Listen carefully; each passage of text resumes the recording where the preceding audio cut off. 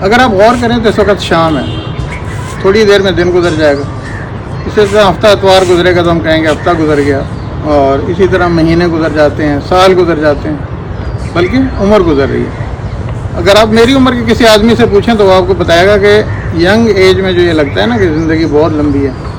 یہ اتنی لمبی نہیں ہے، وقت گزرنے کا کوئی پتہ نہیں چلتا۔ اور اکثر میں نے یہ دیکھا ہے کہ لوگ پلان کرتے رہتے ہیں مستقبل کے حوالے سے، ہم یہ کریں گے، میں ایسا کروں گا، اور 3 سال بعد میرا یہ کرنے کا ارادہ ہے، اور کچھ عرصے بعد میں یہ کروں گا، لیکن کرتے نہیں ہیں۔ یعنی کل ہمیشہ یہی ہوتا ہے کہ ہم کل سے ایسا کریں گے۔ در حقیقت کل تو آتی ہی نہیں ہے، کوئی کل نہیں ہے، آج کا دن ہے جو کچھ ہے، جو آپ کے پاس موجود ہے، کل کا ویسے بھی کوئی پتہ نہیں ہے۔ تو جو کچھ بھی کرنا ہے اپنی زندگی کے حوالے سے، اپنی پڑھائی کے حوالے سے، کیریئر کے حوالے سے،